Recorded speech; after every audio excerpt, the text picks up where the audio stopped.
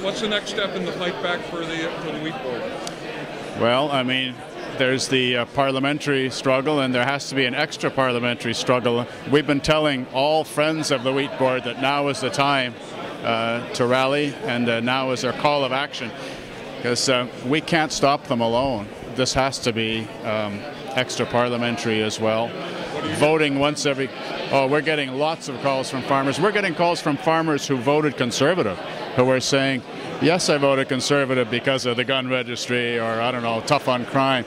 But voting on May 2nd for the Conservatives did not give them a mandate to abolish the Canadian Wheat Board. That's completely disingenuous for the Prime Minister and the Minister to suggest that. Can you explain for our readers the sequence of what they've done here? There's a plebiscite where the farmers voted against, and yet somehow... no, actually, yeah, it is confusing. Well, the Conservatives have tried... Sorry. There, I can move over a little bit. The Conservatives have tried every trick in the book to dismantle the wheat board, and they've been blocked in the courts because the legislation is clear. The government's not allowed to alter the marketing of grain without a plebiscite vote of the farmers. They wouldn't do it, so the wheat board itself conducted their own plebiscite, and the overwhelming majority, on a fair question and a clear majority, said we want to retain the single desk monopoly of the wheat board. So when the government refused to conduct the mandated vote, the wheat board did their own vote, and that's the results we're talking about today. Now, the only way the government can get around their obligation to consult farmers with a fair plebiscite is to change the legislation, and that's what they intend to do this fall.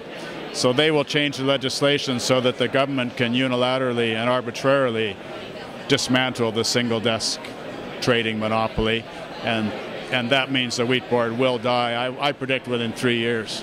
How is this going to affect consumers? It's going to be huge. I mean, the big agri-food conglomerates want to control the supply chain from the seed that goes in the ground, which they have patents on. And it's hard to believe you can patent life, but they do, all the way to the final end retail product. So that vertical integration of the food supply chain by Cargill and Viterra and Archer Daniels Midland will have a negative effect on the producer and the consumer. No one should have a monopoly, and we're going to take the cooperative marketing of farmers and give a monopoly to the big agri-food giants. I mean, that's why I asked the minister today, I mean, whose side is he on?